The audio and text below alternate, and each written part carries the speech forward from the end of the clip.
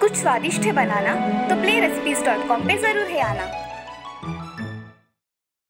किसी नगर में एक व्यापारी का पुत्र किशन रहता था। दुर्भाग्य से उसकी सारी संपत्ति समाप्त हो गई, इसीलिए उसने सोचा कि किसी दूसरे देश में जाकर व्यापार किया जाए। उसके पास एक भारी और मूल्यवान तराजू था। उसका वजन 20 किलो था। उसने अपने तराजू को एक सेठ के पास धरोहर रख दिया और व्यापार करने दूसरे देश चला गया। कई देशों में घूमकर उसने व्यापार किया और खूब धन कमाकर वह घर वापस लौटा। एक दिन उसने सेठ से अपना तराजू मांगा। सेठ बेईमानी पर उतर गया। वो बोला, भाई तुम्हारे तराजू को तो चूहे खा गए। व्यापारी पुत्र ने मन ही मन कुछ सोचा और सेठ से बोला, सेठ जी, जब चूहे तराजू को खा गए तो आप कर भी क्या सकते हैं। मैं नदी में स्नान करने जा रहा हूं। यदि आप अपने पुत्र को मेरे साथ नदी तक भेज दे तो बड़ी कृपा होगी। सेठ मन ही मन भयभीत था कि व्यापारी का पुत्र उस पर चोरी का आरोप ना लगा दे। उससे आसानी से बात बनते ना दिखी तो अपने पुत्र को उसके साथ भेज दिया। स्नान के बाद व्यापारी के पुत्र ने लड़के को एक गुफा में छिपा दिया। उसने गुफा का द्वार चट्टान से बंद कर दिया और अकेले ही सेठ के पास लौट आया। सेठ ने पूछा, मेरा बेटा कहाँ रह गया? जब हम नदी किनारे बैठे थे तो एक बड़ा सा बाज आया और झपट्टा मारकर आपके पुत्र को उठा के ले गया। तुम झूठे और मक्कार हो। कोई बाज इतने बड़े लड़के को उठाकर कैसे ले जा सकता है? तुम मेरे पुत्र को वापस ले आओ, नहीं तो मैं राजा से तुम्हारी शिकायत करूंगा। आप ठीक कहते हैं। दोनों न्याय पाने के लिए राज दरबार में पहुंचे। सेठ ने व्यापारी के पुत्र पर अपने पुत्र के अपहरण का आरोप लगाया। तुम सेठ के बेटे को वापस कर दो। मैं नदी के तट पर बैठा हुआ था कि एक बड़ा सा बाज झपटा और सेठ के लड़के को पंजों में दबाकर उड़ गया। मैं उसे कहां से वापस कर दूं? तुम झूठ बोलते हो। एक बाज पक्षी इतने बड़े लड़के को कैसे उठाकर ले जा सकता है? यदि 20 किलो भार की मेरी लोहे की तराजू को साधारण चूहे खाकर पचा सकते हैं तो बाज पक्षी भी सेठ के लड़के को उठाकर ले जा सकता है। सेठ जी, ये सब क्या मामला है? अंततः सेठ ने स्वयं सारी बात राज दरबार में उगल दी। न्यायाधीश ने व्यापारी के पुत्र को उसका तराजू दिलवा दिया और सेठ का पुत्र उसे वापस मिल गया। देखा दोस्तों, कैसे किशन ने जैसे को वैसे अंदाज में अपने तराजू को अपनी चालाकी से हासिल किया। कानपुर नाम के गांव में एक रघु नाम का हलवाई रहता था। वो बहुत ही मेहनत करता था। उसकी की हुई मेहनत रंग भी लाया करती थी और उसकी बनाई सारी मिठाइयाँ लोगों को बहुत पसंद आती थी। उसके घर में उसकी पत्नी सीमा उसका काम में हाथ बटाया करती थी, जिससे उसका काम हल्का हो जाता था। सीमा और रघु का स्वभाव बहुत अच्छा था। वो गाँव वालों की हमेशा मदद किया करते थे। ये सब उस गांव के हरिया को अच्छा नहीं लगता था। उसे बहुत जलन होती थी। ऐसे ही एक दिन, अरे रघु, आज मुझे कुछ पैसे दे दो ना। मुझे कुछ पैसों की मदद हो जाती तो बहुत अच्छा होता। तुम्हें पैसे किसके लिए चाहिए? जुआ खेलने के लिए? अरे नहीं नहीं, जरा मजबूरी थी इसीलिए चाहिए थे। अरे ऐसे जुआरी के लिए मेरे पास पैसे नहीं है जो घर वालों को बेच के खाए। चलो मैं चलता हूँ। ये सब सुन के हरिया बहुत ही आग बबूला हो जाता है। ये रघु खुद को बहुत अक्लमंद समझता है। इसकी अकल तो मैं ठिकाने लाऊंगा।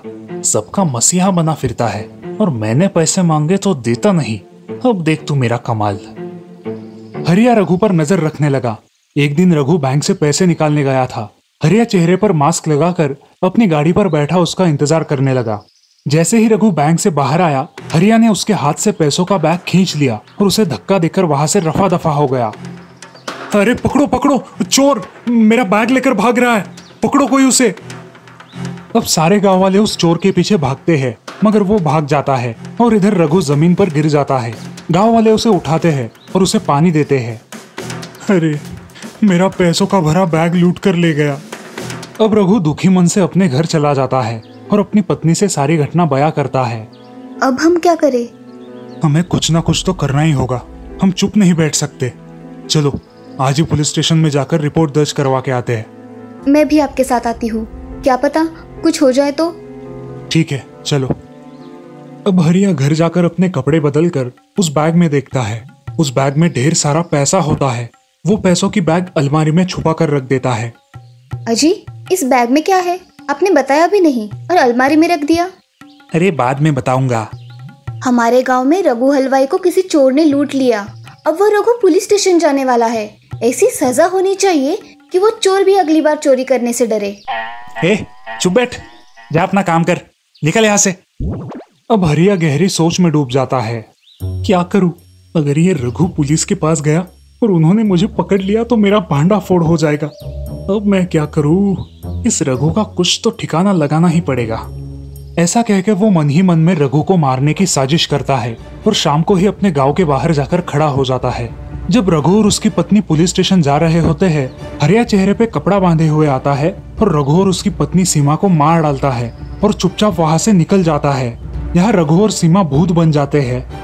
अरे क्या हुआ है आपको? आप ऐसे नीचे गिरे हो? अरे तुम भी तो जमीन पर पड़ी हुई हो, और हम दोनों को इतनी बेरहमी से किसने मारा होगा? मगर सोचने की बात है, हमने किसी का क्या बिगाड़ा था? हमें क्यों मार डाला? अब सारे गांव वाले उन दोनों की लाशों का अंतिम संस्कार करते हैं। इधर हरिया झूठे कागजात बनाकर रघु का घर और दुकान हड़प लेता है। अरे ये दुकान रघु की है, तुम्हारी नहीं, समझे? चलो भागो यहाँ से। सुन लो गांव वालों, ये सब रघु कल मुझे बेचने आया था और मैंने इसे और इसके घर को भी खरीद लिया है। तुम्हारे पास इतने पैसे कहाँ से आए? अरे चाचा, लोन निकाला है इसलिए ले पाया। हरिया की बात पर विश्वास रखकर गांव वाले वहां से चले जाते हैं। इधर रघु और सीमा भूत बनकर गांव में आते हैं। रघु देखता है कि उसकी मिठाई की दुकान पर अब हरिया खड़ा होकर मिठाई बेच रहा है। कितने की चाहिए मिठाई? 50 रुपए की दे दो। ये तो हरिया है, ये कैसे हमारी दुकान पर? और घर में भी उसके बीवी बच्चे। ये क्या हो रहा है? मुझे तो कुछ समझ नहीं आ रहा। अब रघु और सीमा अपने दुकान के पास जाकर उसकी बातें सुन लेते हैं। अच्छा हुआ मैंने दोनों को मार डाला, हर रोज की टेंशन से तो छुटकारा मिल गया हमेशा के लिए। सीमा, इसने हमें मारा है और इसी ने ही हमारे पैसे चुराए होंगे। इस हरिया को नहीं छोड़ूंगी मैं अब। देखो कैसे मजा चखाती हूँ। पैसों के लिए मारा ना, अब पैसों से ही मरेगा। मेरा सब हड़प कर नाक की तरह मेरी संपत्ति पे बैठा है, इसका कुछ करना ही होगा। ये सारी जायदाद गरीबों के नाम आए और जरूरतमंदों के काम आए तो हमें मुक्ति मिल जाए। रघु और सीमा अब हरिया से बदला लेने का सोचकर घर जाने वाले रास्ते पर खड़े हो जाते हैं। तभी हरिया की नजर उन पर पड़ती है। वो क्या दिख रहा है भाई? जरा जाके देखता हूँ। भूत भूत, भागो! ऐसा कहकर वो भागने लगता है। रघु और सीमा के भूत उसका पीछा करके उसे पकड़ लेते हैं। क्यों रे हरिया, हमें क्यों मारा था? पैसे का लालच इतना बढ़ गया कि तू खून करने लगा। अब किसकी जान लेने वाला है तू? माफ कर दो रघु भाई, मुझसे बहुत बड़ी गलती हो गई। अब ऐसी गलती नहीं करूंगा। अच्छा, ऐसी गलती फिर नहीं होगी तो चलो हमें जिंदा कर दो। कर सकते हो? माफ कर दो, सच में मुझसे बहुत बड़ी गलती हो गई। अब तुझे एक काम करना है, हम जैसा बताएंगे तुझे वैसा ही करना है। हाँ हाँ करूंगा, आप बोलकर तो देखो। हमारी जितनी भी संपत्ति है उतनी सारी जल्द ही हमारे गांव के गरीबों में बांट दे और बची हुई जमा पूंजी अनाथ आश्रम में दे दे। मैं ऐसा ही करूंगा, बस आप मुझे छोड़ दो। अब हरिया गांव में आकर सारी संपत्ति दान कर देता है और बची हुई संपत्ति अनाथ आश्रम को देता है। उसके मन में एक विचार आता है, क्यों ना गांव के बाबा से मदद मांगू, इन भूतों से छुटकारा मिल जाएगा। ये सोचकर वो बाबा के पास चला जाता है। बाबा, ये भक्त आपके शरण में आया है, मेरी रक्षा कीजिए बाबा। क्या हुआ, ऐसे क्यों बात कर रहे हो? बाबा, मेरे पीछे 2 भूत लगे हुए हैं, उनसे मुझे छुड़वा दो। अब बाबा ध्यान में मग्न हो जाते हैं और उन्हें सब पता चल जाता है। दुष्ट, पापी, खुद गुनाह करता है और अपने प्राणों की भीख मांगता है। मैं तेरी कोई सहायता नहीं कर सकता, निकल जा यहाँ से। बाबा, बड़ी आशा लेकर आया था आपके पास, आप बचा लो ना मुझे बाबा। अगर तू यहाँ 10 मिनट और रहा ना तो मैं तुझे श्राप दे दूंगा, चला जा यहाँ से। अब हरिया बहुत डर जाता है और अपनी पत्नी को सारी बात बताता है। अरे ये क्या अनर्थ कर दिया तुमने? तुम्हें उन पैसों ने अंधा कर दिया है। देवता समान रघु और सीमा को मार डाला। कुछ तो शर्म करो। अब मैं क्या करूं? आप उनकी सारी इच्छाएं पूरी करो और खुद को पुलिस के हवाले कर दो। पागल हो गई हो क्या? वो मुझे फांसी लगा देंगे, मैं नहीं जाऊंगा। निर्मला बच्चों को लेकर अपने माँ के घर चली जाती है। अब हरिया को क्या करे समझ नहीं आता। अब वो रघु की सारी संपत्ति दान कर देता है और उनके पास चला जाता है। अरे रघु भाई, कहाँ हो आप? मार डालो मुझे, जैसे मैंने आपको मारा था वैसे ही आप भी मुझे मार डालो। जिस संपत्ति के लिए तूने हमें मारा वो तुझे छोड़ के चली गई, घर परिवार सब छूट गया। अब क्या करेगा? अब तो तुझे मार के भी फायदा नहीं, तू पहले से ही मरा हुआ है। तूने हमारी जान ली है, मगर आज कई लोगों की जिंदगी को सहारा देकर आया है, इसलिए अब हम तुझे नहीं मारेंगे। तुझे हमारा काम पूरा करना होगा जिंदगी भर। बोल, मंजूर है? हाँ करूंगा ना भाभी, आप जैसा बोलोगे वैसा ही करूंगा।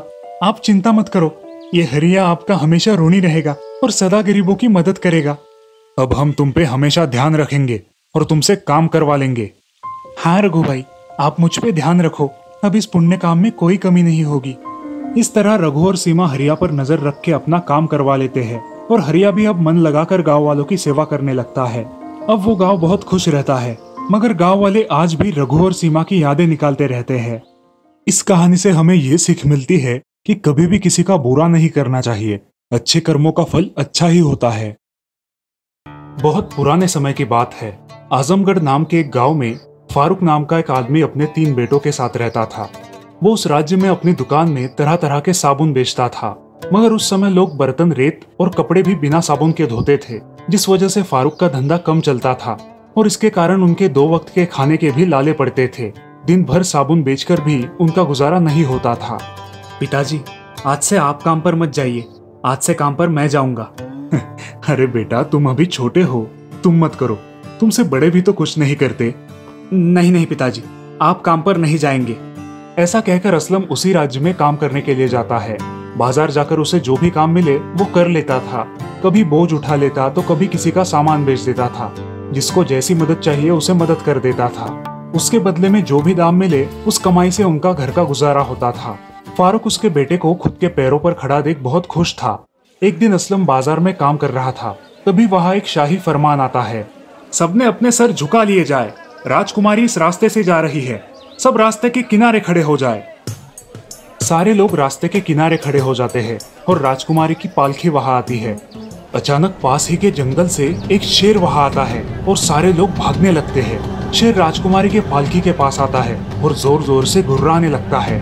उसी समय असलम पास ही लोहा पिघलाने वाली दुकान से एक जलती हुई लकड़ी उठाकर उस शेर के सामने खड़ा हो जाता है। राजकुमारी बहुत डर जाती है और पालकी से निकल के असलम के पीछे खड़ी हो जाती है। असलम बड़ी बहादुरी से शेर को भगा देता है।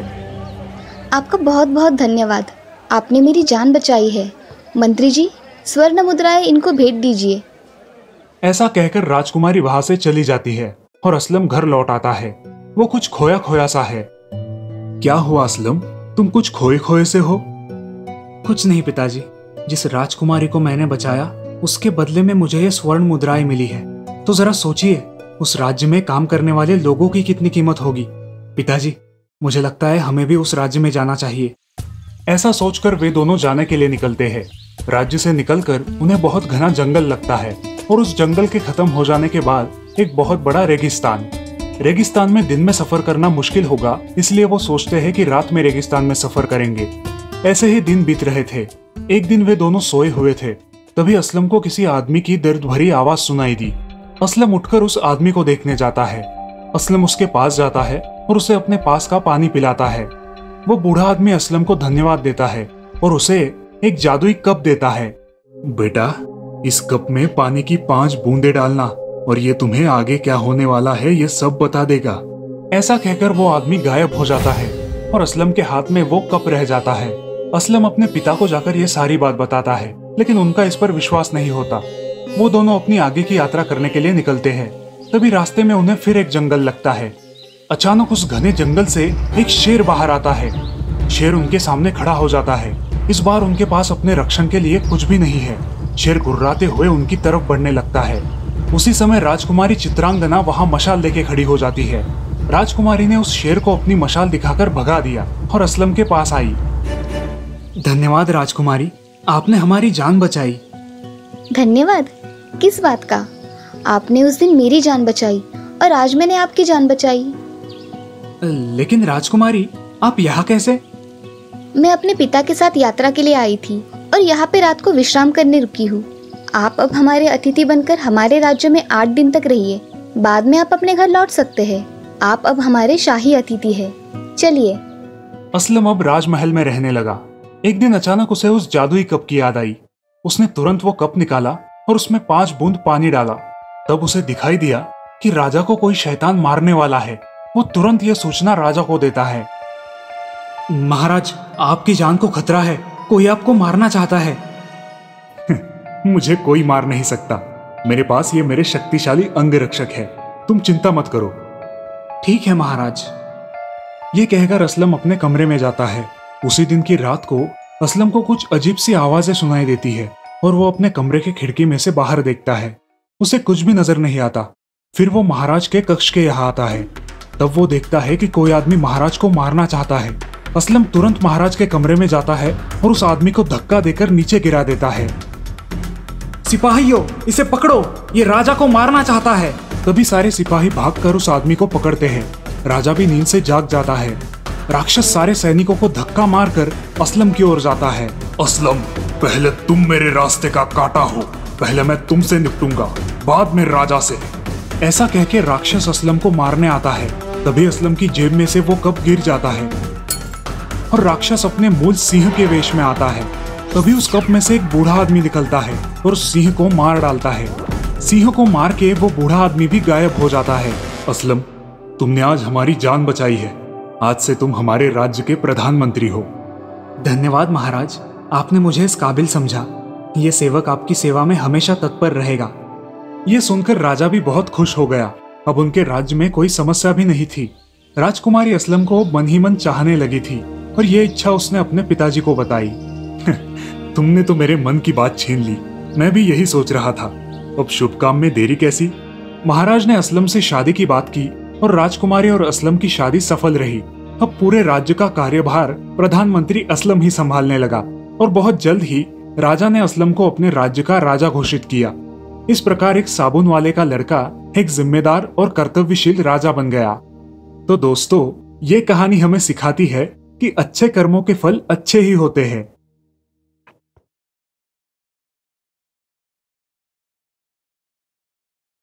कुछ साल पहले रामपुर में हरिया अपने परिवार के साथ रहता था। वो अपना छोटा खेत बो के परिवार की परवरिश किया करता था। उसका छोटा भाई कृष्णा खेती के काम में उसकी कोई मदद नहीं करता, लेकिन कृष्णा एक बहुत ही अच्छा कारपेंटर था। कृष्णा, कृष्णा उठो भाई, सूरज सिर पे आया है, कुछ काम वाम नहीं करना तुम्हें? भैया, स्कूल शुरू होने में अभी 1 महीना बाकी है, क्यों परेशान कर रहे हो, सोने दो ना। मुखिया जी सुबह आके गए हैं, वो स्कूल के बेंचेस का काम कब तक होगा पूछ रहे थे। कह देना हो जाएगा, अभी बहुत टाइम है। ये कह के कृष्णा फिर मुंह पे चद्दर ओढ़ के सो जाता है। हरिया को समझ नहीं आ रहा आखिर इसे कैसे समझाए। इसी विचार में हरिया अपने खेत की तरफ निकल पड़ता है। जब वो गांव की नुक्कड़ पे पहुंचता है तब, अरे भाई, सुना है मुखिया जी दूसरे गांव से मिस्त्री बुला रहे हैं। वो तो होने ही वाला था। कृष्णा के भरोसे बैठेंगे तो हो गया सत्यानाश। हाँ, और नहीं तो क्या। हरिया भैया की विश्वसनीयता की वजह से मुखिया जी ने ये इतना अच्छा काम उस आलसी कृष्णा को दिया है। गांव वालों की बातें सुनकर हरिया परेशान हो जाता है, क्योंकि कृष्णा की गैर जिम्मेदारी की वजह से अच्छा खासा पैसे देने वाला काम खोने के लक्षण नजर आते हैं। क्या करूं इस लड़के का समझ नहीं आता। भगवान ने हुनर तो दिया है, लेकिन इसका यह आलसीपन। हरिया थका हारा रात को घर लौटता है। उसकी बीवी उसे खाना परोसती है। बीवी से पता चलता है कि कृष्णा दोपहर 3 बजे उठा और बिना नहाए धोए दोस्तों से मिलने बाहर चला गया है। अच्छा, यानी आज भी स्कूल नहीं गया। इतना काम पड़ा है, लेकिन इस लड़के के दिमाग में भूसा भरा है। और आज जाते समय रात के भोजन में केरी का अचार बनाने के लिए बोल के गए हैं। बीवी की बातें सुनते ही हरिया के दिमाग में एक कल्पना आती है। वो बीवी से नींबू मांग के लेता है और बाहर आंगन में जाके बैठ जाता है। भाभी, जल्दी खाना परसो, बहुत भूख लगी है। और हाँ, कैरी का अचार भी देना। कैरी का अचार बाहर आंगन में आपके भैया बना रहे हैं। कृष्णा बाहर आता है और हरिया को नींबू के बीज के साथ बैठा देख चकित होता है। भैया, ये नींबू के बीज के साथ क्यों बैठे हो? तुम्हारे लिए कैरी का अचार बना रहा हूँ। भैया, आप ठीक तो है? नींबू के बीज से आप कैरी उगाओगे? हाँ, क्यों नहीं उगेगी? भैया, आप ही ने सिखाया है ना, जो बोओगे वही पाओगे। फिर तभी मुखिया जी का आदमी वहां आता है और कृष्णा को बताता है कि मुखिया जी ने स्कूल के काम के लिए नए कारपेंटर को बुलाया है, अब उसे स्कूल आने की जरूरत नहीं। अरे मुखिया जी, ऐसे कैसे कर सकते हैं? मेरे जैसा एक्सपर्ट कारपेंटर उन्हें आजू बाजू के 10 गाँव में नहीं मिलेगा। वो आप उनसे जाके बोलिए। चलता हूँ। अच्छा खासा काम हाथ से जाने की वजह से कृष्णा बहुत दुखी होता है। कृष्णा, अब दुखी होने से कोई फायदा नहीं है। जो जैसा बोता है वैसा ही फल पाता है। तुमने अपने आलसी स्वभाव के कारण इतना अच्छा पैसे कमाने का मौका खो दिया है। भैया मुझे माफ कर दीजिए, आगे से ऐसा कभी नहीं होगा। ठीक है कृष्णा, देर से आए दुरुस्त आए, आगे से ख्याल रखना। तो इस प्रकार देर से ही सही कृष्णा की आंखें खुल जाती है और वो आगे से खूब मेहनत करने का वादा हरिया को देता है।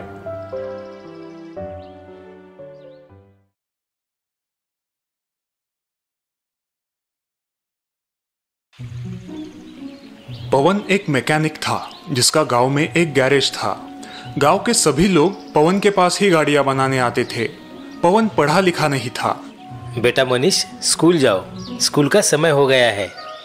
पवन अक्सर अपने बेटे मनीष को स्कूल जाने और पढ़ने लिखने के लिए कहा करता था, लेकिन मनीष पढ़ाई लिखाई में कमजोर था। मनीष, बोलो 4 पंचे कितना? वो मास्टर जी 16। वाह, 4 पंचे 16, बहुत अच्छे। अब हाथ आगे करो। मास्टर जी मनीष को छड़ी से मारा करते थे। अक्सर मनीष सालाना परीक्षा में फेल हो जाता था और फिर पवन उसे बैठकर समझाता था। बेटा देखो, मैं तो पढ़ नहीं पाया क्योंकि मेरे घर की हालत खराब थी, लेकिन मैं चाहता हूँ कि तुम पढ़ो लिखो, बहुत बड़े आदमी बनो और अपनी खुद की आलीशान गाड़ी में घूमो। पापा, मैं बहुत मेहनत करता हूँ, लेकिन मुझसे नहीं हो पाता। बेटा और मेहनत करो। साल बीते और मनीष उसी तरह परीक्षा में फेल होता गया। अब पवन ने मनीष से उम्मीद ही छोड़ दी थी कि वो कभी पढ़ पाएगा। बेटा मनीष, कल से गैरेज आया करो, कम से कम कुछ काम तो सीख लो। और अगले दिन से पवन अपने बेटे मनीष को गाड़ियां बनाना सिखाने लगा। मनीष को भी गाड़ियां बनाने का काम बहुत पसंद था। कुछ वर्ष बाद मनीष पवन से भी होशियार मैकेनिक बन गया और पवन बुढ़ापे के कारण बीमार हो गया। मेरी बड़ी ख्वाहिश थी कि तुम पढ़ो लिखो, बहुत बड़े इंसान बनो और अपनी खुद की आलीशान गाड़ी में घूमो। अब मैं पढ़ नहीं पाया तो क्या करे, लेकिन गाड़ी में जरूर घुमाऊंगा आपको, और वो भी खुद की गाड़ी में। उस दिन मनीष ने ठान लिया कि वो अपने पापा की इच्छा पूरी करेगा और खुद ही अपने लिए एक कार बनाएगा। उसने पूरी लगन के साथ अपना काम शुरू किया। लगभग 2 साल बाद मनीष की मेहनत रंग लाई और उसने खुद के लिए एक शानदार कार बनाई। देखो पापा, मैंने कहा था ना कि मैं आपको अपनी खुद की बनाई हुई कार में घुमाऊंगा। मुझे तुम पर बहुत गर्व है बेटा। चलो, तुम्हारी इस नई कार का उद्घाटन हम देवी माँ के दर्शन से करते हैं। दोनों बाप बेटे अपने लंबे सफर पर निकल पड़े। कई किलोमीटर चलने के बाद पवन के मन में एक ख्याल आया। अरे बेटा मनीष, कार में पर्याप्त डीजल तो है ना?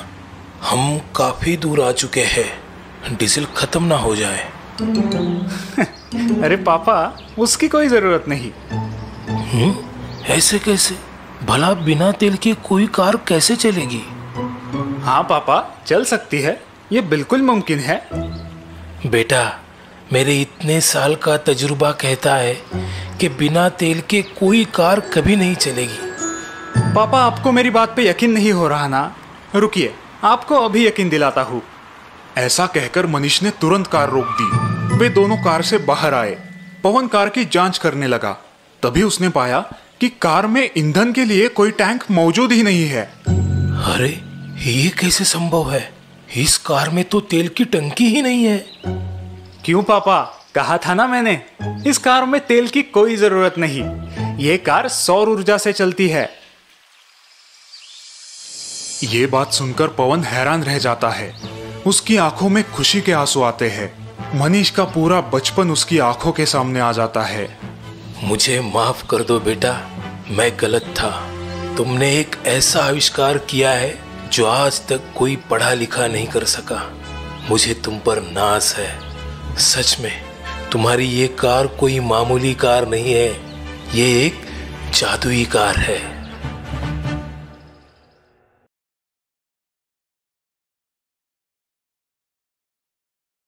सोमनाथ एक बहुत मेहनती और ईमानदार किसान था। खुद अनपढ़ होने के बावजूद उसने अपने इकलौते बेटे सुरेंद्र को अच्छी शिक्षा दी थी।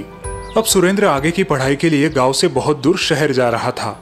पिताजी, अब मैं कम से कम 1 साल गांव नहीं आ पाऊंगा। आप अपना ख्याल रखना। तुम मेरी चिंता मत करो बेटा, बस मन लगा के पढ़ाई करना। अब मेरी सारी आशाएं तुम ही पर है। हाँ पिताजी, मैं आपको निराश नहीं करूंगा। दूसरे दिन सुबह होते ही सुरेंद्र शहर चला जाता है और सोमनाथ अपने खेतों में काम शुरू करता है। कुछ देर बाद गांव के साहूकार का चेला शंकर वहां आ टपकता है। और सोमनाथ भैया कैसे है? भगवान की कृपा है, बस मेरा सुरेंद्र अफसर बन जाए तो मैं आराम ही आराम करूंगा। वो तो आप अभी कर सकते हो। गांव के हीरामल साहूकार कब से आपकी जमीन खरीदना चाहते हैं, वो भी दुगने दाम में। नहीं शंकर, एक किसान के लिए उसकी जमीन माँ के समान होती है और माँ का भी कोई सौदा करता है भला। अब आपकी मर्जी, लेकिन इस साल बहुत भयंकर सूखा आने का अंदेशा है और अब तो सुरेंद्र भी नहीं है आपकी सहायता के लिए। देखते हैं। शंकर सोमनाथ को जमीन बेचने के लिए राजी नहीं कर पाता और वहां से निकल पड़ता है। ये बूढ़ा बहुत जिद्दी है, अब साहूकार मुझ पर नाराज होंगे। ऐसे ही महीनों बीत जाते हैं। सुरेंद्र और सोमनाथ एक दूसरे को चिट्ठियां लिखकर अपनी खुशहाली बताया करते थे। सोमनाथ, तुम्हारी चिट्ठी है भाई, सुरेंद्र ने भेजी। डाकिया जी, जरा ये चिट्ठी पढ़ के तो सुनाइए। डाकिया सोमनाथ को सुरेंद्र की चिट्ठी पढ़ के सुनाते हैं। चलो अच्छा है, सुरेंद्र की पढ़ाई ठीक चल रही है। हाँ, होनहार है तुम्हारा बेटा, जल्द ही तुम्हारे अच्छे दिन आएंगे सोमनाथ। हाँ, इसी उम्मीद में दिन काट रहा हूँ। बस हमेशा की तरह मेरी तरफ से 2 शब्द खुशहाली के उसे लिख दीजिए। हाँ क्यों नहीं, अभी लिख देता हूँ। जुलाई खत्म होके अगस्त शुरू हुआ था, लेकिन बारिश का कोई नामो निशान नहीं था। सारे गांव वाले चिंतित थे। अब एक ताजा खबर। सरकारी मौसम विभाग के अनुसार देश के हर राज्य में औसत 10% ही बारिश होने का अनुमान है। नागरिकों से निवेदन है कि उपलब्ध पानी का इस्तेमाल समझदारी से करें।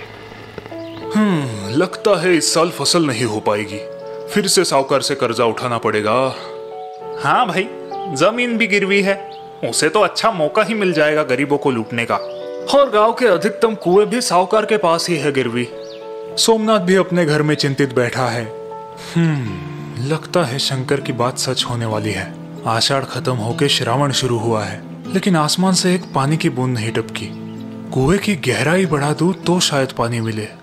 ये सोच के सोमनाथ सीढ़ी लेके अपने घर के माले पे चढ़ता है और वहां से कुदाल और फावड़ी निकालता है, लेकिन इसी दौरान वो पैर फिसल के गिर जाता है। सोमनाथ के हाथों में और घुटनों में गंभीर चोटें आती है। हे भगवान, ये क्या हो गया?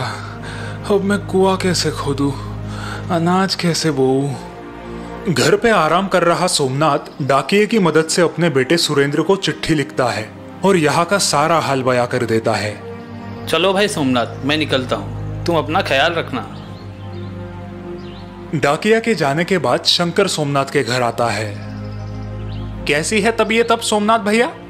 भगवान की कृपा है, हड्डी नहीं टूटी, लेकिन दर्द से बेहाल हूँ। लेकिन अब तुम क्या करोगे? तुम्हारा बेटा तो यहाँ आने से रहा।